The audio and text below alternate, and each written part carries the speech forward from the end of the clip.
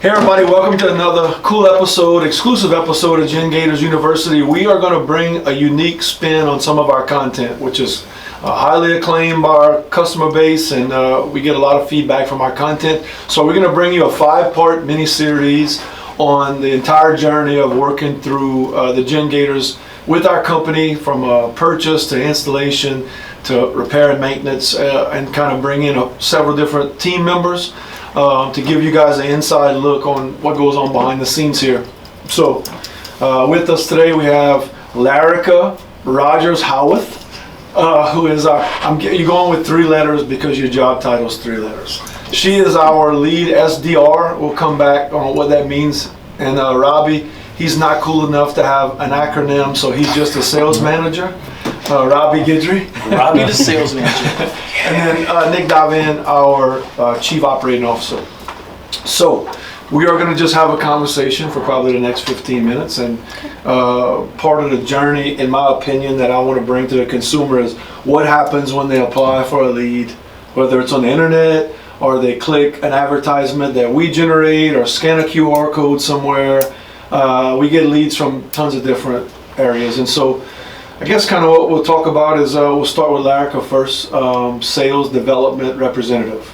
So the design behind her title is to develop the sale in conjunction with our outside sales presence through booking the in-home consultation, and she's the first person that you're going to talk to when you do click on a lead or call on a lead. So Larica, welcome, and I guess just kind of talk to us a little bit about if you were, I know we do a lot of SOP building and training, yes, but aside from that, describe your job to the average listener that's maybe not as educated about the industry. So what I do first is I'll go ahead, I'll call the customer first.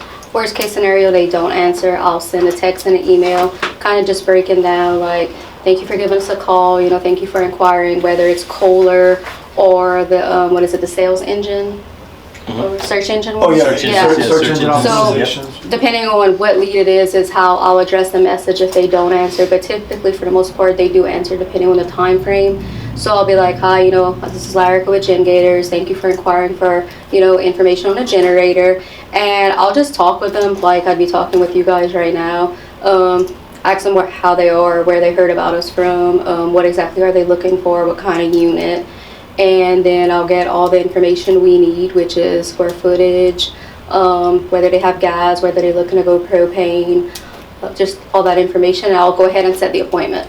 So that's a good point to stop. So for somebody listening, it's like, man, she sounds like she knows a lot about her job. Let me unpack a few things. So all the information is so we could set customer expectations. So your job in short form would be set customer expectations to set up our in-home consultant, i.e. Robbie and his team, to go in and completely give some type of immersive, world-class, unique experience, which we call in-home consultation. So Larica is going to get your information. She's going to be prone to or pertinent to know any type of promotions we have going on at the time, which we'll address later. And you own a generator personally. Yes. And so you've had a ton of experience, both good and bad, from being a generator owner. And I want you to just talk to the people who's out there looking for, all right, maybe I'm in Larica's position and I'm trying to find and buy a generator. Why Gengatorz? Why this process? So I would go Gengatorz just because personally in my experience, I have a Generac. And now that I work here, I can tell you everything that's going to go wrong with it in the next 2 years.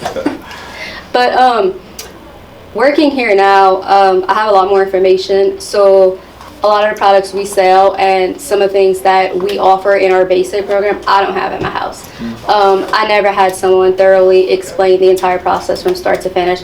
I had no idea what a hard start was.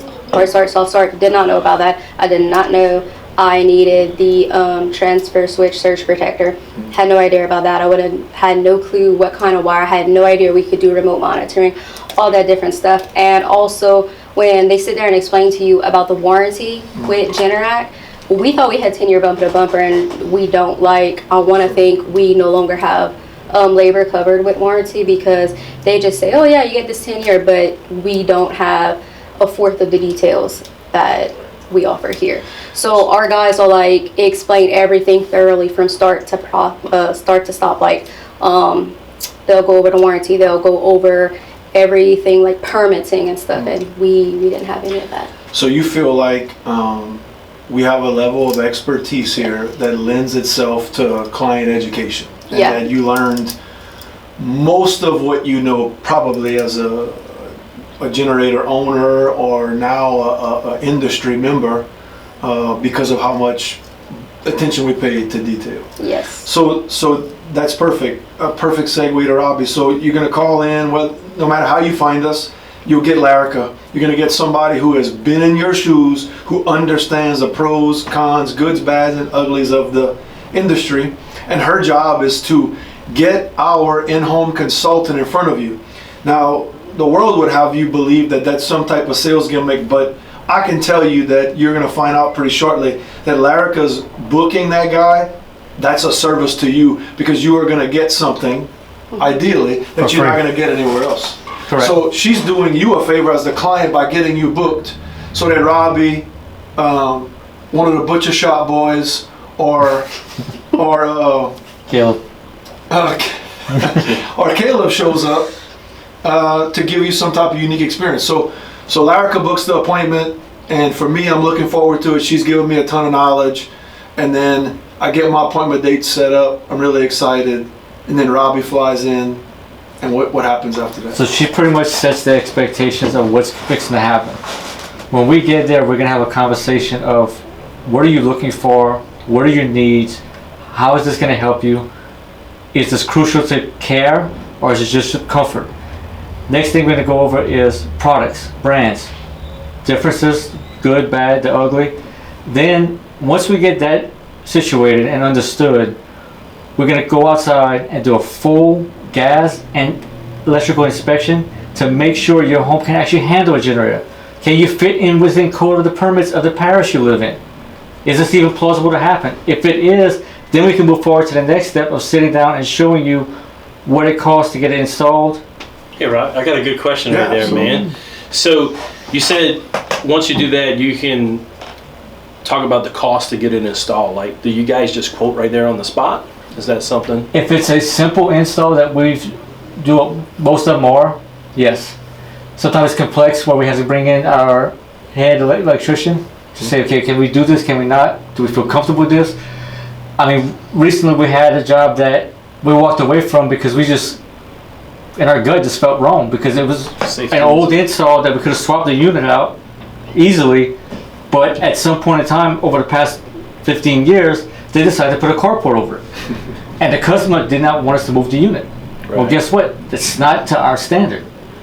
Yeah, go into that a little bit, man. Like so the carport got built after the generator was installed, but they built it over the unit. And why is that an issue? Why didn't you and your team want to move forward with it? Because you're holding CO2 into that area, you're confining it. It has nowhere to breathe. Right. Before it was an open space where the air would flow. Now you put a fence up, you got a carport up, and then you got a pool on that side, but it's got nowhere to go. So regardless if it would have met code, I would have walked away. we walked away from the job because of humane reasons. Correct. It was unsafe. So I'm going to rewind a little bit and talk about Robbie like I did with Larica. Robbie, generator owner. However, his experience was in the infancy stages of our business. And so he got a quality product, quality install. But we've evolved as a business tremendously. Nine since day, then. you can look at my unit installation compared to what we do now, and you can see how much the industry's evolved, but also how much as a company we've stepped up and realized the little things actually matter. That's kind of where I wanted to go next. Before we even go, because I want to go through the in-home consultation step by step, but that's something that I would want to talk about, just from both of y'all perspective, and just freely speak about it. But to me, there's one word that I think of. Of course, we have core values I think of a lot, but there's one word that I think of every day on my drive to work and drive home is innovation. today, where are we innovative as a business? You know, today, speaking about today, but in this particular day, where are we innovative and why is that important? And I feel like that's probably where we've led the industry the most in the innovation side, is bringing new technology, a new spin on it, a new perspective, the language we use in the office about the industry. So just even you, Nick, chime in on the importance of innovation here and how much that has helped us advance. Well, why not be first? Right. You ain't You ain't first, you last. Yeah, so innovation, guys, man, one thing I think about with the innovation is just being progressive. In our area, in our market, we all know during the last hurricane, there was some issues with a few different gas companies, low gas pressure, units not starting or not running properly because of it. It only affected a small majority, but that small majority was heard. They were loud. And one of the things was that long before the storm, Gengatorz, Travis, Robbie, myself were already starting to be involved in the LGA and different organizations and being involved in community aspects, getting involved with officials and government officials to help us grow to drive innovation, to drive with the customer in mind, the end user, you know, the constituents, and how do we provide a safe product that is the best the market can have, and that we can really help to drive that innovation. Look, I'm just going to put the disclaimer out here that any mechanical product, regardless of brand, has a failure rate. Mm-hmm. Some mechanical products tend to fail a little bit more often than others, but I'm not trying to put anybody in a bus. So I don't want you to think because you have a certain brand of generator, or you use a certain gas company, or you use a certain electrical company that, oh, it's because of that. But, you know, being able to run the proper fuel, the right amount of pressure for these gas units, all that makes a big difference. And then I'm proud of our sales team, especially Robbie and his crew, and Larica as well, is because they're on the front of that as well. Robbie is the one who actually initiated some of the talks with the local gas companies and started to facilitate that and allow the Gengatorz voice to allow the consumer's voice to be heard. Yeah, I agree. Innovation. What comes to mind when you think about innovation here? Just doing things right and finding the better way to do them. Mm-hmm. Like, it can be done 1,000 times, but which one's the right way to do it? Lucille. Well, Lucille might have a whole separate bonus episode, but I think it clicked for our entire team recently in a meeting when we talked about now that we have 3 install crews on the road, making sure that as a marketing team, somebody who's probably looking at the completed product and service with the least amount of technical expertise, we need all of these things to look completely uniform. So that way we can drive innovation. We can take some of our personnel and I believe our installation, as much as some people would look at it as a dumb generator on a dumb stand, on a dumb slab, wired to, you know, there's a ton of more professionalism that goes into that. Just the so that Unistrut. you can be innovative. Oh yeah, just things like Unistrut. Yeah, I mean, just as simple as that. But when you look at the install, there's a difference. Yeah, there's a difference. Absolutely. So tell me a little bit about the in-home consultation. So we kind of did the weave. Trump calls it the weave. You leave the topic and now you're going to come back. You always got to come back. So we're coming back. Right. In-home consultation. Robbie shows up. I can tell you I've been on ride-alongs with the guy. It's kind of like the prerequisites to Rocky Balboa. We listening to Eye of the Tiger coming down the street. He's not lying. He's getting jacked up. We got some motivational speech going on one side of the vehicle. Rocky Balboa on the next. I don't know whether to hug or punch somebody. But we show up ready for bear on the in-home consultation. And Robbie shows up with this book. And I think one thing I'll say before I hand it over to him is we take a lot of pride in not having a screen between us and the consumer the entire time. It's a conversation. Getting to the kitchen table is important because there's a lot of truth that's going to come out there from our perspective, and we want to be sitting in a spot with the homeowner where a relationship is going to be started that's going to be lifelong. So why not have it start the right way? So I want to know about what gets talked about with this book at the kitchen table. Well, before we even get to the book, She does her part, leaves us notes. Night before, we're studying Google Earth. We're looking at this house. We're reading the notes. We're planning this out. Once I figured out to treat this like an athlete and I need to prep, things changed completely. It was night and day. That's the whole part of Eye of the Tiger. It's getting your mindset right to when you step out of that car, you're on the field. You're about to deliver somebody, you're about to be involved in a life-changing decision for somebody. Correct. Truthfully, when you really break it down, somebody drives a Tahoe that buys an Escalade, probably not going to change their life much. But somebody who suffered a power outage or a health issue that's about to buy a generator, which is probably a scary industry for most, you're about to change their life. Nobody wants to have to pay doctors. Nobody wants to have to pay for generators. So I think it's pretty smart that you approach it that way. Yeah, I mean, we just, like I said, we sit down with the homeowner and go over step by step what's going to happen, what their needs are, and how can we meet their needs, and what do we offer that'll meet that criteria. And we break it down from foundation up. Where we start at? Slab, okay? Do you need a stand or do you not? If you're in a flood zone or if your house is above ground, you need a stand. Then we get to the unit and then we figure out gas, wire, or if we're going to go propane. It just depends on the situation. We are also, like I said, doing an inspection on the gas side and the electrical side. Gas side, we've met with multiple gas companies, sat down with LGA and got an understanding of the meters themselves. So we now know how to properly size a unit for the gas companies, and including we now know how to size a unit for propane. So all that can be done in that one in-home consultation and not have 3 or 4 other companies involved. It's us at the table with you going through this process. So it's obvious that you know your job. Now I want you to go a step further with me. Let's just walk through it. So right here we're gonna walk through. We open it up. This is where we are. 5-star Google reviews, pretty important to us, right? Correct. Something we talk a lot about. We don't ask for reviews unless we provided 5-star customer service. Our growing team, which I feel like we could take a new photo every week. We're growing so fast. That's the introduction. What's it about? What's the company about?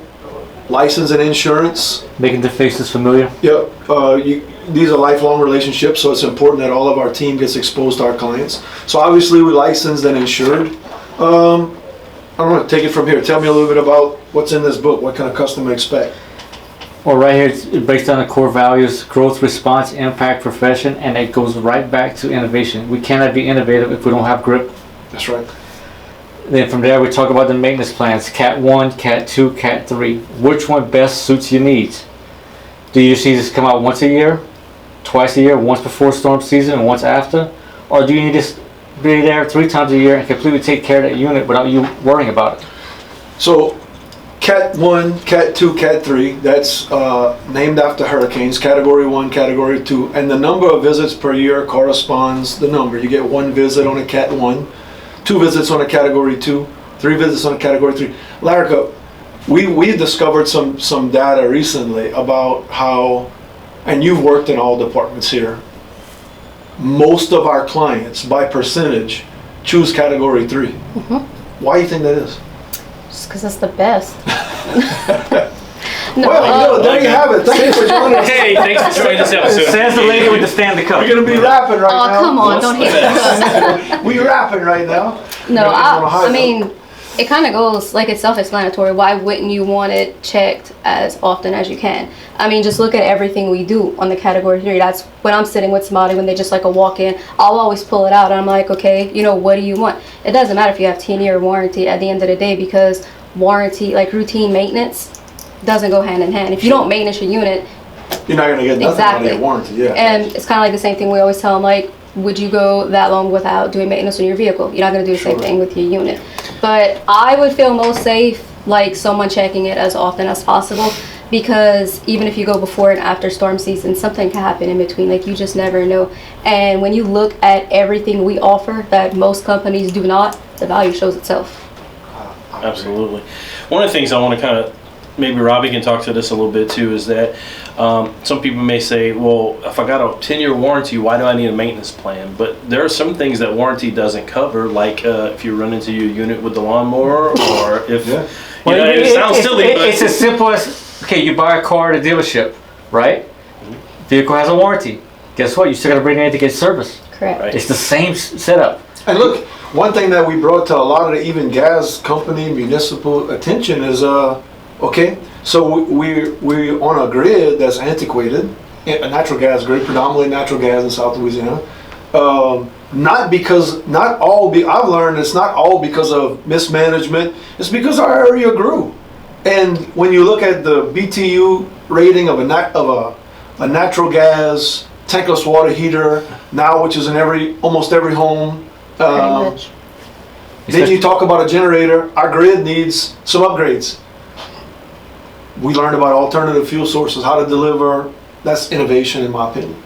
But all that to say, what we educated I think the most on is if we're already suffering with gas consumption or gas provision problem, it's pretty irresponsible to have a bunch of generators on the same grid that are improperly maintained because they feel like they just have an unlimited supply of fuel, and then a poorly sized, poorly maintained generator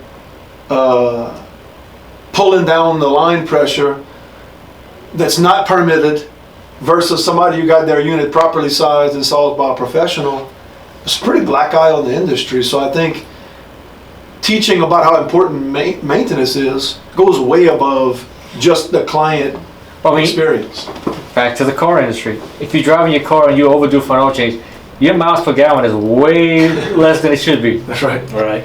So if that unit's maintained 3 times a year, it's taken care of, clean fuel burn, guess what? You're not hurting the grid as much as the other companies are. And likely you're going to have a better experience come hurting.